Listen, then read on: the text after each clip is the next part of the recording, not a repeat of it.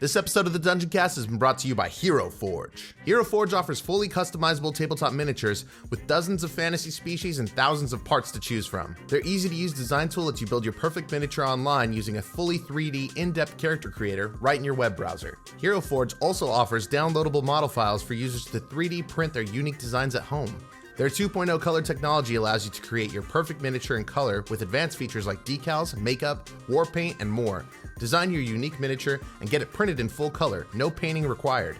Visit HeroForge.com to start designing your custom miniature today, and check back often. New content is added every week. Hey everyone, welcome to the Dungeoncast. I'm Will. I'm Brian. This is the podcast where we talk about everything Dungeons and Dragons. And today we are covering the 5 colleges of Strixhaven. 1, 2, 3, 4. Shout out to Welcome, adventurers, to the Dungeoncast. Hey Brian, Hey Will. how you doing today? It's gonna be it is the holidays. It's holidays now. Yeah, we're in the heart of the holidays right now we're recording this. We're yeah. deep inside the holidays right now. Indeed we are. Yeah, so happy And holidays. I'm enjoying it very much. Oh yeah. God damn. And we're being safe about it too. Always got to be safe. We changed our wiper blades on our cars. Absolutely. And the headlights are working. All right, let's talk about D&D. Put a rubber on it. Uh-huh. Oh, yeah, okay. So today we are taking a look inside D&D's newest release, Strixhaven, a curriculum in chaos. Now this has been an interesting addition to 5e, and I was very surprised at what I found inside, and even more surprised by what I didn't find. Strixhaven, Strixhaven is a book designed to assist you in running a game in a magical academy setting, a la Harry Potter, and it does, I think, a very good job at doing exactly that.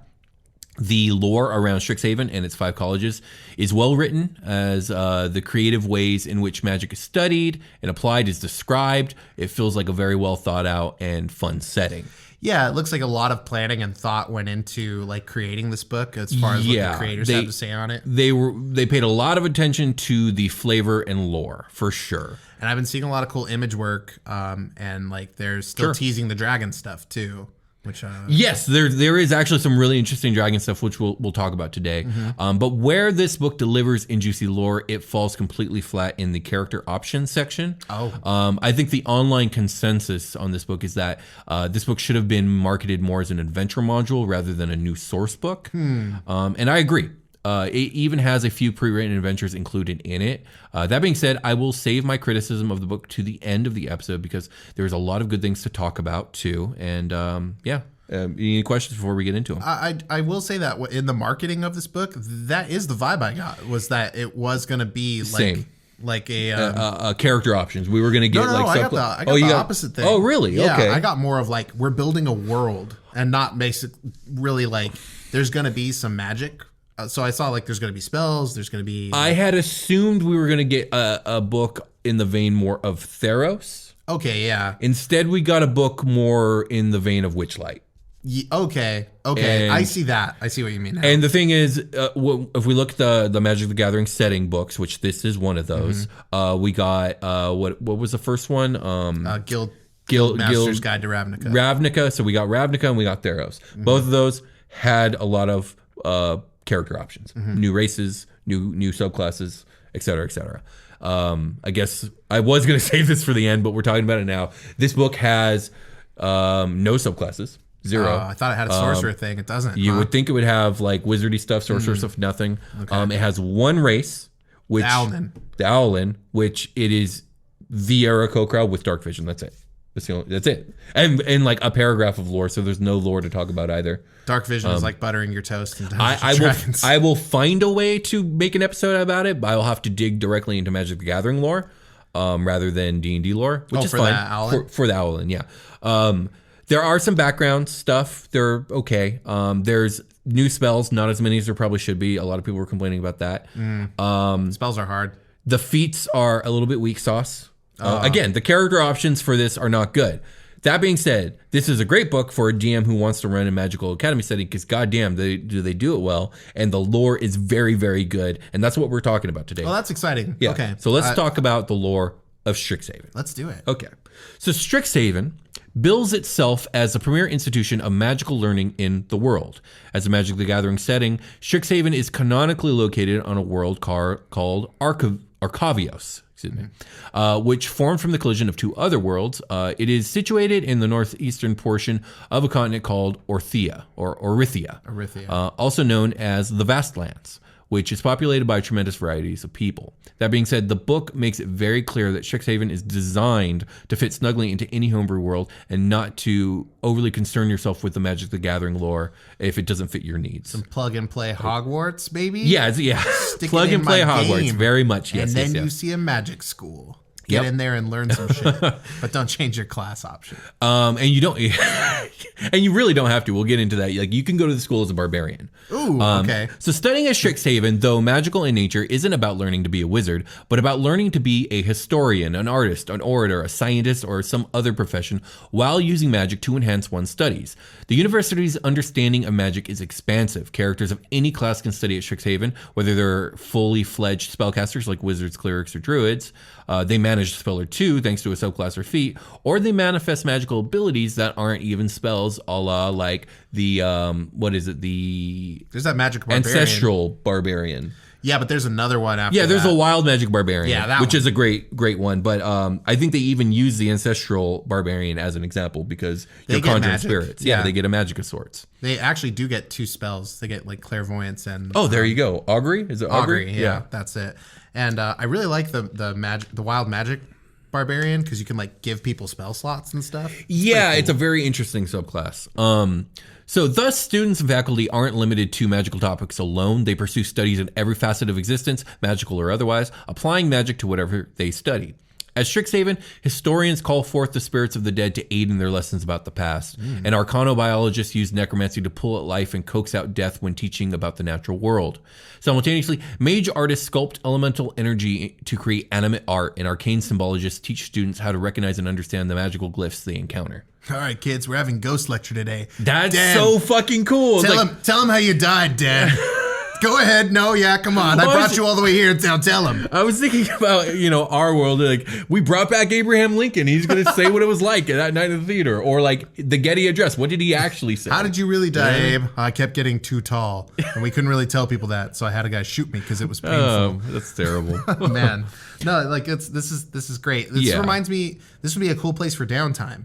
Doesn't it take like, I was talking to somebody today. This place is like made for downtime. Right. I was talking to somebody today, like learning new skills is like, 30 weeks or something like that? Okay. Is what they were talking about. Okay. Yeah. And I was like, that's a long time.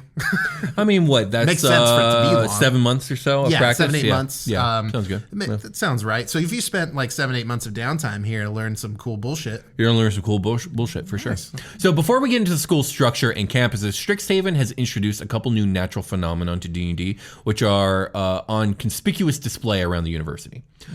They are called snarls and star arches. Okay. So in Arcavios, the fabric of magic is knotted and tangled in certain locations, creating phenomenon called snarls. At these places, spells can be amplified or distorted in unpredictable ways. This phenomenon matters for Strixhaven specifically because a luminous snarl is situated at the very heart of the campus, located inside the Hall of Oracles in the university's monumental library, the Biblioplex. The Biblioplex. Donde está la Biblioplex? So this snarl makes this place like the absolute optimal place to have a magical university. Yeah, that's magic cool. works better here than it does anywhere else. Well, that sucks too, because then you leave this place and you're like, how come we can't fireball the way I used to? You're not as good as What's wrong with me? Yeah, absolutely. That's really funny. It reminds me of how dark matter apparently bends light as it travels through space. So you, like when you look out at a telescope, you'll see the light bending around shit that's invisible. Not there, yeah. Yeah, it's kind of cool. Okay. So your magic is like, your Gus cantrip like really pops too hard and like... Right, exactly. You give someone a concussion by blowing them into the wall or whatever. And that's definitely something that could happen. That's fun.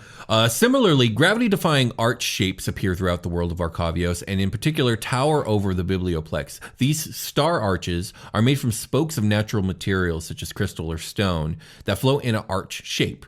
They can stand straight or lie at an angle, and they can be small or enormous, whole or broken, grown over or mysteriously clean. Their irregular spokes tend to radiate light, though. Look how clean this is. That's weird, right? I've never seen something It just so never clean. gets dirty. It's 1,000 years old, and it's cleaner than me. Go ahead, spit on it. See what happens. That's hilarious. Fucking stabs you. Like, don't do that shit. Like, wipes itself off. Star arches are a mystery left over from the birth of the world. In most cases, the archers simply float inexplicably silent, immovable, and inert. But many people report seeing an arch appear to them at a critical juncture in their lives, helping answer a burning question in their mind.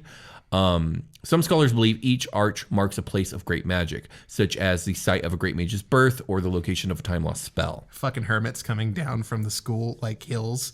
Like, I saw arches, man. The arch came to me, bro. I'm here to learn. Tell me about this arch. So Strixhaven University was founded by 5 ancient dragons who, according to legend, hatched from the magical energy of the newborn world of Arcavios. These founder dragons were among the first to master magic, and they realized, or decided on their own, that only through disciplined study would magic be safe in the hands of other peoples. Thus, they founded Strixhaven to facilitate that study and establish the 5 colleges based on the magic that each dragon ended up mastering. Damn, it's just like Ninshu from Naruto. Yeah? Yep. Okay. Take my word. I am taking your word for it. To this day, the founder dragons roam the world. They no longer associate directly with Strixhaven, preferring to let the deans of the colleges speak in their stead. Their knowledge is vast, but their tempers can prove short. Mages seek them out only to learn the most elusive of secrets. Okay. Just let Dumbledore handle it. Basically. Speaking of Dumbledore, overseer of the entire University of Strixhaven is the Oracle. The Oracle is the wisest and most accomplished mage in the world of Arcavios, selected by the founder dragons themselves. The Oracle's lifelong task is to ensure that magic is used to help people and not be twisted to evil ends.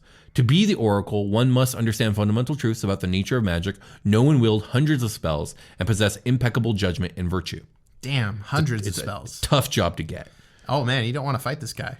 Oh, definitely not. He's going to do 100 spells on your ass. Yeah, he's the big bad for sure, right? Oh, he's a big bad? I think so. Well, He could Dumbledore's be. not bad. Yeah, but unless you like... He could have been. Well, he kind of is too. I don't think so. He treats Harry Potter pretty bad. I mean, he treats him pretty good. He like kind of is. Sort of. Yeah, Harry's kind of his favorite. Yeah. Okay, He all right. takes him to fight. He trains him to fight Voldemort. Because he knows he's going to have to. Yeah, I guess so. Yeah. Like, you can't just throw him to the dogs like, figure it out. He kind of does that too, though. Yeah, a little bit. Okay, so mysteriously linked to the Oracle are beings called archaics. Archaics are wise, giant, long-lived beings with an innate talent for magic. They can be seen striding through the wilds, exploring sources of magic with their many arms and contemplating existence through their singular eye, which functions as a magical focus of some kind. Scholars seek out archaics for their vast knowledge of history and magic, but archaics tend to communicate in obscure allusions and cryptic metaphors. Okay. Few know that archaics' existence is linked to a time-warping phenomenon involving the Oracle. When an Oracle dies, their mind and spirit is swept off to the distant past, drawn backward through time toward the intense magical power that brought the world into being. Splinters of that Oracle soul and its fragmented memories coalesce into a newborn archaic.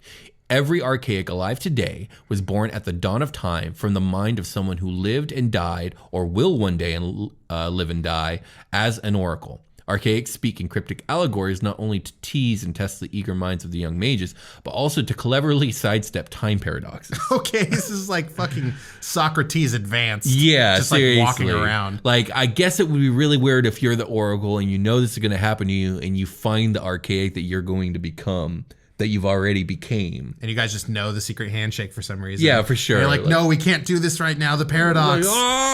He He has to like banishment. He has to like dimension door through the ground. There you go. Get out of here. So Strixhaven occupies hundreds of acres spread out over 6 campuses. Each of the university's 5 colleges has its own campus, and the central campus, home to the Biblioplex and Strixhaven Stadium, serves as a hub for university life. Well-maintained roads connect the 6 campuses, and walking from one to another can take half an hour or more. But regular shuttles, large carriages drawn by horse-like automata, run on an hourly schedule between the station near the Biblioplex and each of the satellite campuses, making the journey in about 50 minutes or so. In addition, each campus has multiple permanent teleportation circles, which faculty and more advanced students can use when they require instantaneous travel. Why make them look like horses? You could have made them look like anything. Are you really trying to keep the fantasy vibe up, right? Like the medieval vibe? Well, okay, yes, but also like I think we as people tend to do that too. Like we make things look like us when they don't necessarily have to. It could look like anything, and we made it look like us. Right. Shout out to Friends at the Table. So like, what the fuck though? Like, Why not? I'm gonna turn that shit into not a You horse. could do it, yeah. Maybe some of them. You would have the horse carriage. You could have the drake carriage. You could have the, I don't know, basilisk carriage. You can make them look whatever you want. Exactly. I have horse robots for fun. They do not pull the carriage because Yeah. that's a stereotype that I'm not trying to perpetuate. For sure. Absolutely. The colleges and curriculum at Strixhaven are organized around the idea of philosophical principles joined in concordant opposition. Each school embraces the paradoxical unity of two polar principles: life and death, order and chaos, reason and emotion, and so on. The 5 founder dragons are thought to embody the coexistence of these principles, while the 10 deans of the colleges stand for the individual principles distinguished from their opposites. So essentially, every college has 2 deans. Each dean represents an opposing principle. For like one, so you have like the dean of life and the dean of death, the dean of order, the dean of chaos, Okay. so on and so forth. Okay. But they're each attached to a specific college, which we'll get into. I see. So they're meant to like teach the dichotomy. Yes, and they're meant to oppose each other in such a way that, like for instance, if I'm a student at Witherbloom and I go to the dean of death, he's about a problem I'm having. He's going to tell me, Don't worry about it, man. things from the view we're all of fucking death. gonna die. Yeah, we're all gonna die anyway, so who cares? Here's some cocaine. Here you go, Morty. Yeah, Rick's definitely the dean of death. I don't know, And Rick. then if you went to the dean of life, they're going to give you completely opposing advice. Yeah, I and got then you. leave it up to you to decide where you want to land in between. That's the idea. Who are you trying to get A's in their classes with? Like, are you gonna do some? Are you gonna take the dean of life, medicine they have to offer you right now, and like really like tell them about it later? You know, I need grades, bruh. I did what you said. It was dope. I think. I don't know, man. So let us begin going over the 5 colleges. Okay. Starting with Lorehold College. Lorehold is the College of Archaeomancy, a term that describes the exploration of ancient things through magic. Its mages explore the past by poring over archaeological sites, calling forth magical energy from old tomes, and summoning the spirits of long-dead historical figures. Lorehold mages travel far and wide across the world, gathering relics of bygone ages and learning dead languages to unpack the secrets of history. Okay.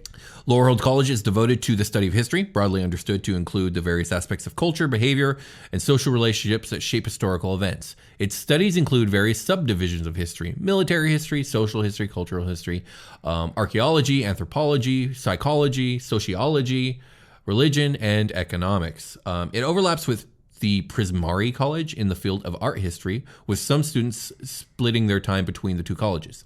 Lorehold mages use their magic to unearth secrets and share illumination. I love how economics is tied to spellcasting because it costs fucking a ton of money to do it. Absolutely. Just like material components out the fucking And I could ass. definitely see you learning about like the history of certain components, economics, and where they come from and where they're sourced now, and like how that affected the world economy and yada yada yada. So- if that's what you want to do. So far, like, okay, this is a great touchstone for like your bard background stuff because I feel like a lot of people don't understand what the book means by colleges a lot of the time. Okay. Yeah. And Sure. frankly, like, neither do I a lot. Like, I get it. I get it more than I used to. Okay. But like, here's actual colleges. Well, here is a college in the modern sense of like a university. Right. When the college that they are referencing before is sort of like a. It can be like a university or a small private club. Right, yeah, or something you like could that. just like, well, it's like a school of magic. It's like a biker gang, kind of. Well, sure, but what I'm trying to say is like we call the different schools of magic schools, but we don't get confused. We don't confuse that with actual schools. Yeah, it's like that, but it could be like a college and like a I should really like look shit up before I start talking about it because there's something here that I'm like forgetting. Okay. there is a thing. Well, here hold that on to you the can thought. Maybe we're reference for bards. going to be talking about colleges a lot, so I'll it might look it come up to in a you. short rest. Like it's a quick Google search away Okay. to Sounds link my good. brain back to the memories. Gotcha. Well, let's continue down our exploration of Lorehold. So Lorehold's 2 deans carry the titles of Dean of Order and Dean of Chaos, as order versus chaos encapsulates the fundamental conflict at the heart of Lorehold's philosophy. This conflict revolves around the forces that underlie and drive history. Is the course of time driving toward a well-ordered ideal state or slowly devolving into chaos? Are deep patterns hidden in historical text, or is time just a series of coincidence and happenstance? The perspective of order emphasizes the structure that pull people together: law, religion, economics, education, social class, and so on. and how those structures drive historical events. Order focuses on systemic changes and the actions of people collectively. The perspective of chaos, by contrast, emphasizes individual actions, personal bonds of families and friends, and the disruptive forces of lone, passionate people in history. Scholars of chaos gravitate towards reckless discovery and the spirit of adventure in their research of the past, the essence and emotion of history over precision and procedure. The fucking Sith. The Dean of Chaos's room is fucked. There's like Absolutely. nothing is But he knows where everything is. he knows where everything is as long as you didn't go move it. Yeah, Do exactly. you need a paperclip? It's on the floor next to the fucking dresser. Exactly. Front left leg, baby. Go get it. The Lorehold campus is set among rugged mesas and steep hills that rise from a wide plain and a great chasm called Pillar Drop that holds the excavated ruins of an ancient settlement. Several star arches encircle rocky peaks and outcroppings, testifying to the powerful magical energy in the vicinity. Energy once harnessed by the ancients who used to inhabit this area. Pillar Drop sounds like Indio Valley or whatever. Like they do Coachella out there once a year while school's off. Yeah, I think the images are reminiscent of that as well. Do one of these pillar drops, bro. Don't worry about it. Oh, jeez. Get vibey. Get vibey. Part natural chasm, part archaeological excavation, and part new construction, Pillar Drop is a series of buildings excavated out of cliffs on the Lorehold campus. Ruins and upgraded halls together are now used for research, classwork, and housing. Precarious bridges link one neighborhood of Pillar Drop to another, often directly passing the enormous stone faces of old statues. School is waiting to get sued for one of these stupid bridges to break. Oh, well, there's a section that talks about, like, there have been many students who have fallen off bridges and died. Oh, died? Yeah. It's like you were at a magic school. They couldn't fucking teach you guys featherfall. Well, like, it's just over the long history, at least a couple of them died. Don't leave your room without your featherfall scroll, guys. Yeah, seriously. You know the risk. Yep.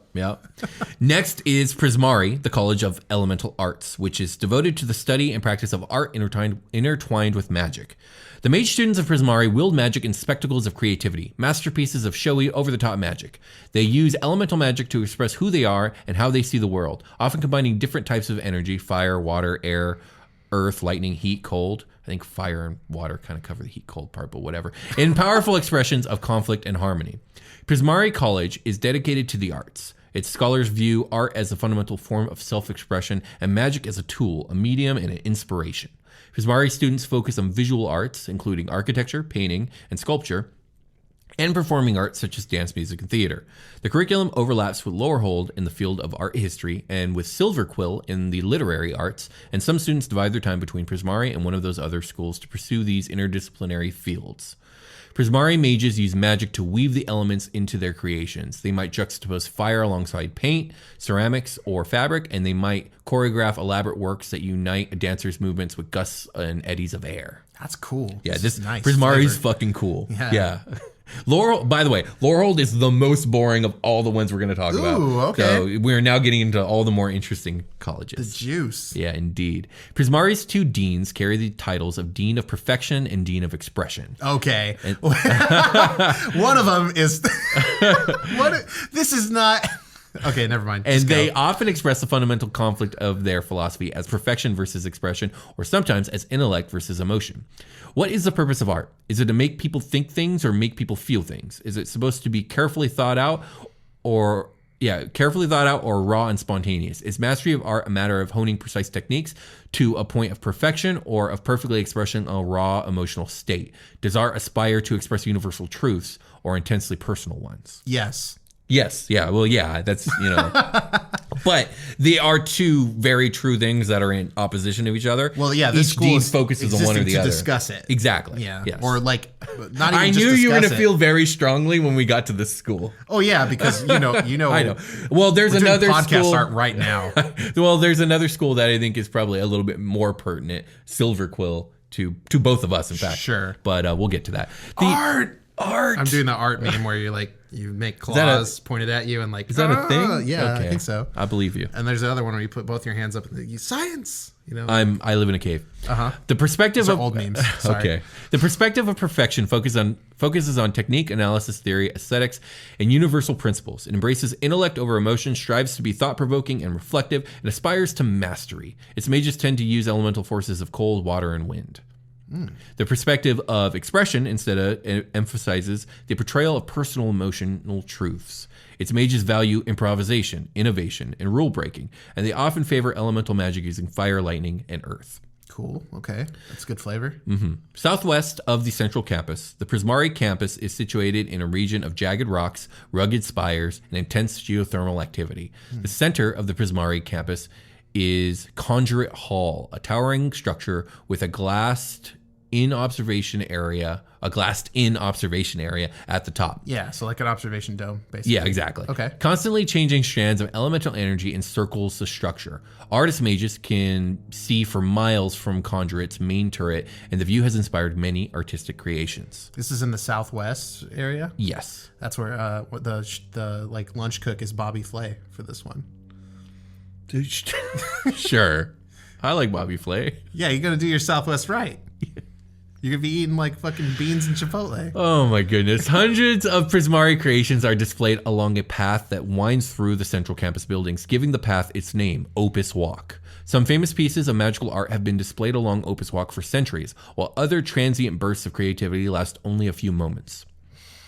At the outskirts of the Prismari campus, the abandoned creations of thousands of past artist mages have coalesced over the years into a notorious region of Fury Gale. Oh, damn. I read the wrong thing. Oh. Furry Gale. Oh, no. It's no. Fury. Here we go. Fury Gale. Here it's made its way officially into Dungeons and Dragons. Roped off by magical wards and warning signs. Fury Gale is several acres of ever-changing magical energy, gales of ice and wind and fire, and elementals gone rogue. While dangerous, it also provides a source of wild inspiration and remains a popular spot for students who want to duel without being interrupted by the faculty. And just for the record, I'm fine if you guys are furries or whatever. We're going to take a short rest now. Okay. We've returned. Indeed, we have. If you want to send us something, you can through the mail because we have a P.O. box. We do. So check out what the address for that is in the notes below because fucking I don't remember it. I'm not going to be the one mailing anything to it, but it's down there. You're hilarious. Will, where'd you get that mug? I got this one from my local game store. This one I got off of our merch store. It's spreadshirt.com/the Dungeoncast. Go there if you want to check out the new Dungeoncast merch that we got there. Also, this sweet jacket. Yeah, this is for YouTube people. They can see us. But also, like, podcast people that are listening, we're wearing cool stuff. It has our logo all over it. Although the shirt I'm wearing is the last run we did. We're no longer with this company. That's but true. We still have this art. We do. So you can get the stuff. Go to our merch store. Send us a thing. Postcard? Postcard? Yeah, I'll take a postcard. Postcard. All right. Well, next up is Quandrix College of Numeromancy. The fuck? A term that encompasses the study of patterns, fractals, and symmetries to wield power over the fundamental mathematics of nature. I actually really like that. Yeah, Quandrix mages can summon creatures made of fractals or turn abstract theories into towering, spiraling patterns. Sorry, go ahead. They love to expand and multiply. They can increase their knowledge or size by bending numbers. They dwell in the overlap between the theoretical and the natural. From the fabric of their robes to the nature of their spells, they make use of repeated elements, clever symmetries, and surprising geometry to express the complex truths that they study. It's Ian Malcolm is running this fucking college, dude. Ian Malcolm from Jurassic Park. It's, yes, Jeff Goldblum's character. definitely. A Yeah. butterfly flaps its wings in China. Anyway. The studies undertaken within Quandrix College include mathematics, physics, logic, statistics, metaphysics, and various fields of theoretical magic. Students from the other colleges occasionally delve into Quandrix courses to bolster the theoretical underpinnings of their studies, and Quandrix's studies of nature and Witherbloom's explorations of practical biology have some significant overlap. Wow, this is cool. Yeah, this is pretty wild. Like we're getting really deep into like things I never really thought about when it came to magic, personally. Like understanding the fabric of like reality itself. Yeah, or just like applying magic to like real world, like academics. Yes. You know, when you think of a blending wizard, them together. Yeah, blending them together. When you think of a wizard in D&D, you do think an educated academic person, but you think about it in this kind of fanciful, magical la la land that doesn't exist in our real world. Totally. But this, for me, Strixhaven has really forced me to be like, well, no, like you could really look at this from a scientific point of view and really get into it. That's what I like about Full Metal Alchemist is like right. the science and the magic are tied together. They're very tied together. So, Quandrix's 2 deans carry the titles of Dean of Substance and Dean of Theory, reflecting the philosophical division within the college. Is mathematics a natural force that exists in the universe independent of the constructs of intelligent minds, or is it a theoretical framework created by those who study it? Is the work of the scholar to discover what is or to define what could be? Damn, the Strixhaven writers were up late on YouTube. They really were. The perspective of substance emphasizes physical reality. In this view, math is embodied in the natural forces of the multiverse, waiting to be discovered by those with the intellectual fortitude to delve into those secrets. Quandrix mages who embrace this view use magic to bring numerical concepts to life, creating or altering physical reality out of mathematical possibility. Damn. Mm-hmm. The perspective of theory focuses on the abstract realms of conjecture and possibility. Its scholars view math as a lens through which a mind can understand the cosmos, not something that exists independently in the world. Mages who embrace this perspective use their spells to weave illusions and manipulate the fabric of magic itself. Okay, is mage just a blanket term when we were in Dungeons and Dragons? So it's like one who magics? Mm-hmm. Okay. And that's a good question because in previous editions, mage has been its own class separate from wizard even. Yeah, totally. Let's sidestep into Final Fantasy. What's a mage in Final Fantasy? It's like its own specific thing, right? Kinda. White mage. Mage is more of a blanket term between the mages. So you have a black mage, white mage, green mage, red mage, blue mage. They all do different styles. Yeah, and they all do very different stuff. And like, I don't even think the word mage comes up in like Harry Potter. Like that's the wrong. We're drawing the wrong parallel. We're drawing a lot on Harry Potter when we should be drawing a lot on Patrick Rothfuss novels. Oh yeah, the university and the arcanists. I love that setup from that book. It's really good. Very very charming. It is the superior like magic school in my mind for fantasy. It's the magic school that really makes you feel like it's an actual school that could exist in our world. Yeah, because like a real college too. Yes, even though there's exactly. like younger kids there. It's like, we don't give a shit about any of you. Pay us the fucking money. That's true. It is like that in that world. You'll do magic though. Yeah, we will teach you, and it'll be great education, but pay up. You'll learn to split your mind into like fucking 8 different pieces or whatever the fuck. Right. The Quandrix campus. The Quandrix campus. The Quandrix campus is situated in a coastal area to the northeast of the central campus, surrounded by lush woodland and abundant rivers and streams. The central hall of Quandrix campus lies at the end of a geometrical series of walkways, terminating at ascending ramps to a towering building called Taurus Hall. Inside Taurus Hall's architecture is mapped to an ever-changing 3-dimensional grid which slowly evolves. Some Quandrix faculty members insist that mage students should not linger inside the hall for too long, lest its geometry eventually turn itself inside out while the students are still inside of it. What the fuck? Yeah, so it's dangerous and no one should probably ever go in there. Because it'll fucking the fact that there is even a 0.001% possibility, no one should ever go in there. I know it just shit on like how much Harry Potter we're drawing on, but the staircase flying across to match another staircase, and everyone's fucking on it like, oh my god, and like other kids are like, yeah, you get used to it. Like if you fall to your doom, like we'll probably revive Hogwarts, you. your life is in danger much of the time. Same with Quandrix. You are going to feel pain. You will break bone. The Quandrix campus is alive with dynamic sculptures made of water behaving in odd ways. Cube-shaped fountains, arching aqueducts that flow through the air, towers of solid steaming water. One water structure holds a secret, a mysterious inner expanse called the Arithmodrome. Oh god, okay. From outside, the Arithmodrome looks like a large cube of water 10 feet on each side. The inside is an apparently boundless theory space that suspends the rules of reality. It sounds like a bad carnival, like you know, I don't want to call it a game, but I guess it would be a carnival game, right? I think it sounds awesome. It's Get like into the Arithmodrome. Go inside the cube, and when you go in there, it's like you've now entered the Matrix, and nothing in here matters. Reality does whatever you want it to do. It's pretty sweet. It's fucking cool. That is cool. Mages use this space to explore theoretical numerical possibilities. Damn, that's fucking cool, actually. It's pretty sweet. I wonder if you can bend time in there so you can like hyperbolic time chamber it a little bit. I would imagine so, yeah. Damn. An interesting being dwells at Quandrix College named Essex the Fractal Bloom. Tasked with devising an infinite equation, a group of Quandrix students accidentally created Essex, a living theorem obsessed with infinity. Over the years, a few professors have tried to deactivate the theorem, but all their formulas somehow end up dividing by 0 and fizzling out. Essex never seems to register these would-be threats, as it remains consumed by its own calculations of infinity. That's what you tell people that fail really hard is that they divided by 0. Or at least that's fizzled what out. that's what I did for a little while. I was like, damn, bro, you beefed it pretty hard. Divided by 0. I think it's really interesting. I don't know why. I just picture like this giant like helix thing, magical helix floating around in the middle of the universe, maybe just wandering around, and the professors like don't think it's a threat, but it might be. And they're like, why don't we just shut it down? And then every time they try, it fail. I just realized that some people out there are probably like, what the fuck are they talking about? Like, if you guys don't know what fractals are, they look like tree branches, or like a snowflake has a lot of fractals. Yeah, that's true. I didn't think about that. Water, the way water like naturally moves down a slope is a fractal shape. Like there's a lot of tree roots. Like, I don't know, they'll give you some sort of visual. So it's like chaos theory is like a cool YouTube dive. If you've read the Stormlight Archives, all the cryptic spren, their entire heads are fractals.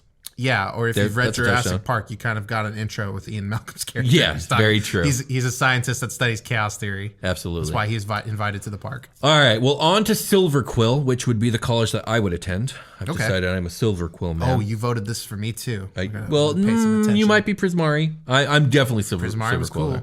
The College of Eloquence. Its mages, stylish and intimidating and driven, are masters of the magic of words. They create spells from spoken word, battle poetry, or magical manifestation of the written word, scribing patterns of runic ink in the air. These mages make for natural leaders, fiercely competitive, with a piercing wit and a never second place attitude. It's just Wild and Out.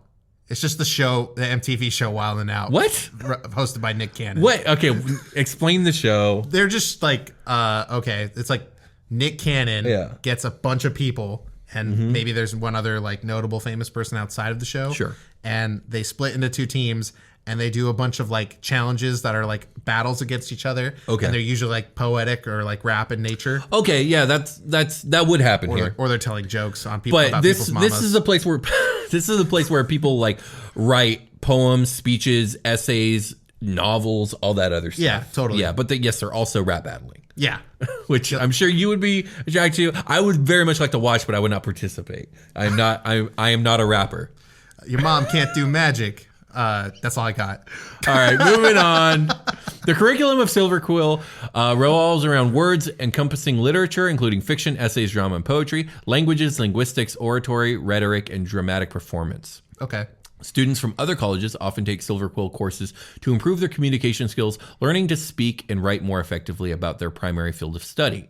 Silverquill and Prismari see overlap in the area of performing arts, with Silverquill emphasizing verbal performance and Prismari focusing more on dance and other forms of movement. I was going to say, like, it's really good to have vocabulary to, like, identify certain things. So if you're studying deeply, you need to have good vocabulary. So probably everybody should be taking classes here. So Silverquill and Quandrix are the 2 colleges that, like, almost everyone dabbles in. Yeah, at least a little bit. That makes sense. Because, like, both of those colleges... what's the word I'm looking for? They are pertinent to all study, regardless of what you've chosen to study. It sounds like you need to know math and language here. Indeed.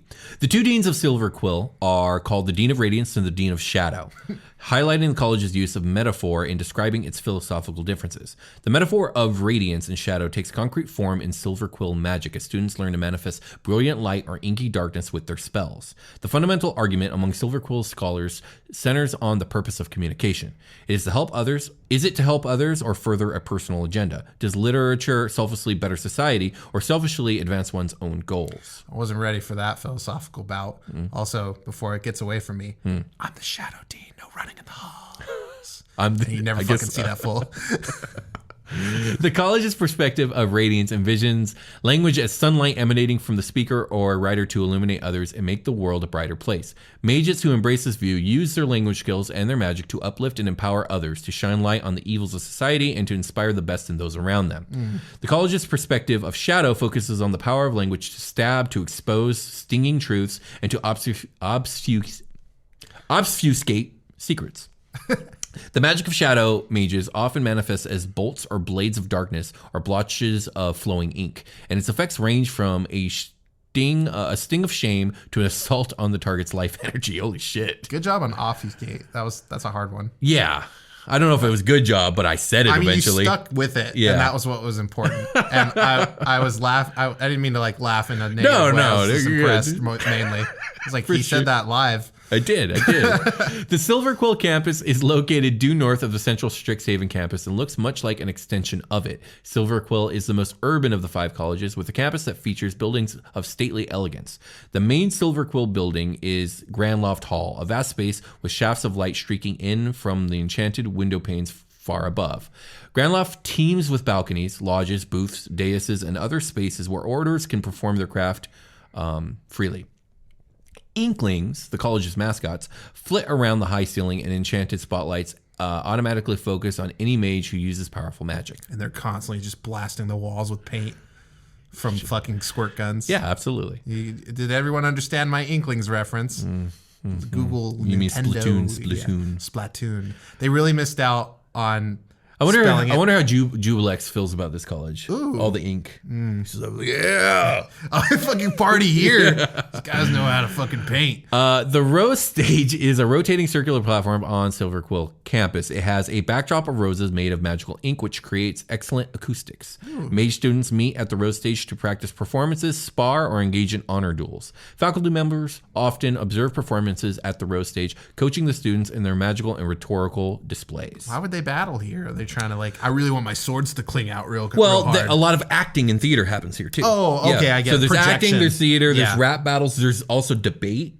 Not so much stabbing. There is a lot about competition and fierceness and development of wit and stuff here. Okay, I like it. The dramarium. The dramarium is a facility where Silverquill students train in fitness, dance, martial arts, and other acts of physical performance. They got a gym, bro. That's dope. I love this college. You're fucking squatting. Yeah, students can avail themselves of the preparation space called the Grey Room, which has hair and makeup salons, voice rehearsal booths, mirrored rehearsal spaces, and spa facilities. Hey. Yeah, they're living it up over here. I mean, you got to get that, what is it called? Cupping? That's what's happening at the Cupping? spas. They suction do cup and on do your heat back on and it, stuff. or whatever. Yeah. The back of the dramarium has a special sensory deprivation chamber for mage students who want complete silence in which to meditate. That's wild. If I don't know who's out there that has ever had the opportunity to do that. I've always wanted to. Yeah, me too. I fear it, but I really? I want to embrace it. Oh yeah. No, I don't fear it at all. My I very brain much. go I'm into like, space. it's a place where no one can bug me. I get a very Edgar Allan Poe Buried Alive feel about it, thinking about yeah, I it. can I'm like, see that, yeah. do I have the emergency bell? If I do, I'll probably be okay. You definitely will have an emergency bell. I hope so, man. I hope that's not my day to go. Well, finally, we have Witherbloom, the College of Essence Studies. Mages draw power from the opposing forces of life and death. These mages brew their spells from natural components and the essence of living creatures, using that power to heal or harm the living or to raise or entreat the dead. They can cause entire forests to blossom out of nowhere or call down old curses that scour flesh from the bone. From the bone. Some Witherbloom mages defend ecosystems from pollution while others revel in the power of corruption. They're at home riding zombie crocodiles down a languid river, picking the herbs from a potion to treat a disease, brooding over a chorus of swamp frogs, or summoning fearsome avatars of nature. They're doing cauldron magic. This is druid school. Nice. That's dope. It's druid / witch school. They're making good tea. Yeah, They're the going best places. tea. The best tea. The best tea. That takes you to fucking outer space. The curriculum of Witherbloom College focuses on various sciences revolving around life sciences, biology, ecology, botany, chemistry, and related sciences, combined with the study and manipulation of the magical energy of the positive plane and the negative plane, the primal forces of life and death. Witherbloom's curriculum shares some overlap with Quandrix's analysis of the mathematical patterns in nature. The two deans of Witherbloom are traditionally called the Dean of the Root and Dean of the Vein. These titles are a somewhat abstract way of framing the core division in the college's philosophy. Is growth or decay the driving force in nature? The philosophy of the root, growth, focuses on life and its irrepressible drive to thrive. This view celebrates the diversity and adaptability of life forms from the tiniest cells to the most complex networks of living things. The growth philosophy asserts that the urge to survive and reproduce is the most essential principle in the cosmos. Okay. Mages who adopt this view wield positive energy and practice healing magic. Cool. Okay. The philosophy of the vein, or decay, focuses on the inevitability of death and decay. Its traditional name comes from the prominence of vampires within the college. What? Whose conceptions of draining... Okay, so let's pause there for a second. So one of the things that the book makes perfectly clear is like this is an extremely cosmopolitan area where you will run into, in going down the hall from one class to another, you will run into an Enton, a druid, a vampire, a human, a halfling, and an elemental all on your way there. Oh, wow. And everyone's studying. Everyone's there to study. Okay. It's like anyone and everyone. All right. Welcome to Strixhaven. Hey. Within the college, whose conceptions of draining life through the vein have long proved an important counterweight to the growth philosophy of Witherbloom. The decay philosophy sees life energy as a resource to be consumed rather than a good to be nourished for its own sake. Mages who adopt this view wield negative energy and practice necromancy. Witherbloom's campus is tucked away in a wide bayou to the southeast of Strixhaven's central campus. Sedgemoor, the bayou area that encompasses the Witherbloom campus, is known for a range of swamp creatures: bats, crocodilian monsters, zombified animals, lumbering beasts called brackish trudges, and canine creatures called groffs. Sedgemoor is an excellent place to find pest mascots, herbs, spider silk, fungi, and other ingredients for potions and spells. Damn, okay, that's cool. So you're out there fucking gathering all your shit with the rest. You're grocery shopping. Indeed you are. So the center of the Witherbloom campus is Wittershins Hall. Is that Wittershins? Or yeah, it looks like Wittershins. Wittershins Hall, a bog mansion that looks like it grew out of Sedgemoor itself. Wittershins is a network of interconnected wood pods with planked walkways leading out of it like tendrils. The hall has a cozy inner chamber where students gather for classwork. Okay, I think I can visualize that. Yeah, actually, there's a really cool image in the book for it. Nice, okay. A stinking, thoroughly unpleasant marshland lies adjacent to Sedgemoor, the detention bog. Okay. Oh, God. Witherbloom faculty members send misbehaving students to this bog as punishment, but it's also an excellent place to gather herbs for certain cures and curses. Damn, what are you fucking up here at the school? You know what I mean? Like, Right. What are you doing? Are you like Cheating on a test? I guess skipping so. class? Yeah, because like they're Bullying other students? They're embodying good and evil here. Like, But no, not good and evil, life and death. well, yeah, There's a okay. difference. Well, in the dichotomy and all of them, like the shadow, like using rhetoric to advance one's one's position own, in society, right? You know, et cetera, et cetera. There's some Sure. borderline evil shit, if Sure. not actually evil shit going on. Absolutely. So, Absolutely. Like, what constitutes? It has to be the lawful stuff. Like, this is a lawful place. Don't break the rules. Don't break the Is rules. what it is. Yeah. Don't break the rules. Break So the any rules. questions about Strixhaven? Okay. No.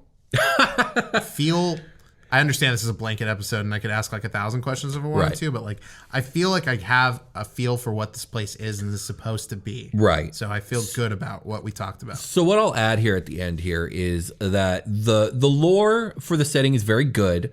And even more so, they take the extra effort for you to run your game here in that there are rules for report cards, classes, extracurricular activities, student romances, et cetera, et cetera. They have also plotted out all the different faculty members for you. I didn't bring them up here because this episode would be 1,000 hours long. Right. I figured there's like names for the 5 Yeah, dragon lords. Yeah, oh yeah, there's guys. they got those. They got stats from. They got stats? for the dragons. stats? Yes, yes. Hell yeah. Wow. The implication there is And they're not, and they don't ominous. belong to any of like the dragons, like chromatic gem or anything. They're unique entities. And these are like named dragons, which is nice. Yes, People they are love that named shit. dragons. They do. But what I'm trying to say is like the dean and the oracle and all that other stuff. They are provided different teachers, different classes you can take. There's even more locations than what I listed here. Like there's a full map and all the other stuff. So it's like if you really want to run a Magic Academy setting, like it does a great job. It does a really good job. My main criticism is like we should have got a school of magic, a wizard school of magic for all five of the colleges. We probably could have got some bard stuff for Prismari. We could have got subclasses. Where's the bard shit? Where's the sorcerer shit? We could have got some cool subclasses out of this. We definitely could have got some better feats. The feats are all basically like, I'm a Strixhaven student, so I get this stuff. I did look into that earlier. Like they were kind of teasing that stuff. Yeah. And I was like, none of these feats are good. Maybe it's good within the Within the game. setting, yeah. But like this being marketed as an adventure, or not marketed, but like run. This is an adventure module essentially. Yes, there are a couple miniature adventures, but it's more of a setting thing. It's like it's this weird halfway ground between an adventure and a resource book, but it doesn't have a lot of resources. And it doesn't have a full-fledged adventure. It's a sandbox. It's like, here's a place to play in. Exactly. Figure it out. Exactly. Okay. But that being said, it was a fun book to read. I would not run this game because I don't want to run a Magical Academy. But if someone was like, yo, dude, I'm doing a Strixhaven thing. We're doing Magical Academy. Everyone's starting at level 0. And I had time for a bi-weekly game. Oh, dude, I'd be stoked. Let's go. Let's run a Magic School game. Absolutely. And then you get to be like... I liked what they were doing with the Adventure Zone at first when they were doing the Magic. It would have been School. nice if this came out before Adventure Zone Academy, so they could use it. I feel like it would have boxed them in a little more and given it more direction, and it's what it needed. Sure. So, bummer about that campaign. It's kind of a tough one to listen to. Yeah, it's not the best of the Adventure Time. I think it was a good effort, but like this would have helped it a lot. Absolutely. With that being said, I think we can get ready for long rest. Ooh. Let's do that. All right. Hey, everybody. Welcome to The Long Rest. We're here doing it the long way. Oh, God. Are we not? I mean, yeah, I guess we are. We got a beholder that we're finally going to finish. And one more to go. Like, how is it that, like, obviously we spend the same amount of time on every beholder, but I swear this beholder, it feels like we've been working on this one forever. Oh, life has slowed down, actually, for me in very real strange, life. yeah. It just slowed way down. Yeah, so we're on the final feature and the final I-beam for our final beholder, which we haven't named yet. Did we name it? No, we'll have to do that right now. Yeah, we will. Well, we can do it next episode. Yeah, we'll do it next episode. We can just finish it, leave it, let it sit, and then think about it and name it, ruminate. So we decided that this beholder is definitely an alumni, a graduated alumni of Strixhaven University, and a little floating magic man. Yeah, as such, he proudly, or she, they proudly magic carry. They. Yeah, they proudly carry their university diploma and their graduation gowns wherever they go. So definitely wearing the graduation gowns and definitely holding a diploma. My papa told me I'd never amount to nothing. I got my degree. I'm taking it with me. So why don't you tell everyone what the final beholder Ray is? He's Grick's cousin. He's Grick's cousin. Yeah, Rick the Grick rancher. It has a southern accent.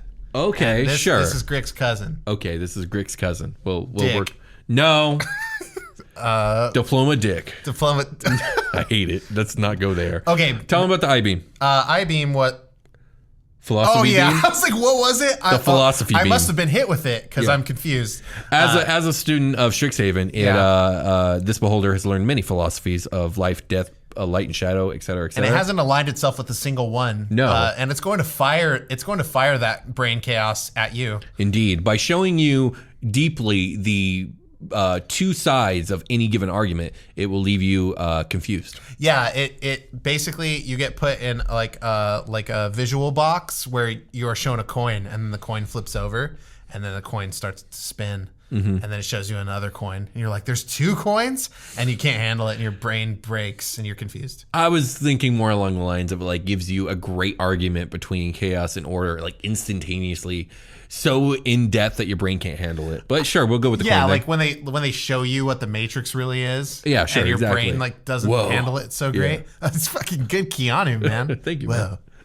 All right, so that's our beholder. We finished it. It's done. No, it's not. We have to name We got to it. name it. All the features and physical traits are there. We'll name it next episode. Is there anything you want to talk about before we call it a game? It's been a good year, The Beholder. It has. Thanks, everybody. We are waiting until the first episode of the new year to announce what the new year is of. That's right, and that's in like 2 episodes from now. Yes. Also, let us know if you run any Strixhaven stuff, like a campaign, in the comments below. We want to do some plugs. Well, what do we plug? We already plugged the merch store, and we already plugged the P.O. Box. We plugged the P.O. Box, so check us out on Patreon, where you can catch ad-free episodes of this show early, as early as I can get them to you. And if you are interested in supporting us, that's the absolute #1 way to do it. Go to Patreon, subscribe, get your bonuses, and feel good about knowing that you're helping us keep this whole thing going. We're making TikToks. Check us out on TikTok. Bing Yes. bong. Oh God. Yeah, I'm on deck with the trends. We've got some cool ideas for that. So yeah, come check us out on there and Twitter and the gram. You can find me BND_B and D. Sorry, let me start over. If I don't nail it, it was BND_B and B and D. On Instagram, Why? I'm going to be posting about... Why?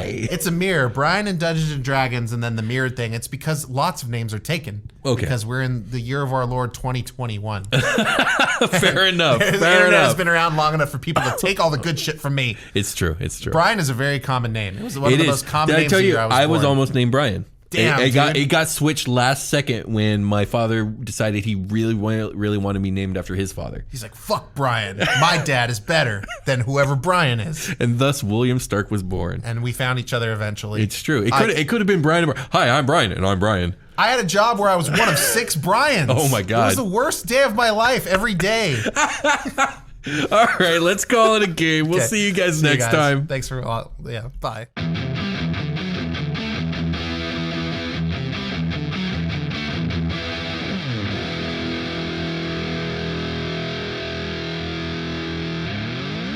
The Dungeoncast. Am I a We hands up here live? guy or am I hands? What do I do with my hands? I don't know what to do with them. We're 280 episodes in. I don't know what to do with my hands. You ready? Yeah. Hey everyone, welcome to the Dungeoncast. I'm Will. I'm Brian. This is a podcast where we talk about everything Dungeons and Dragons. And I don't remember what to say next. the name of the episode. Do I say we were And talking today about we're everything D&D or everything Dungeons and Dragons? Everything, whatever you want, but Everything Dungeons and That's Dragons. his D&D, but we say everything Dungeons and Dragons. We do, right? Okay, Yeah. sorry. Our tagline's kind of like... It's all over the place. Kind of fluid.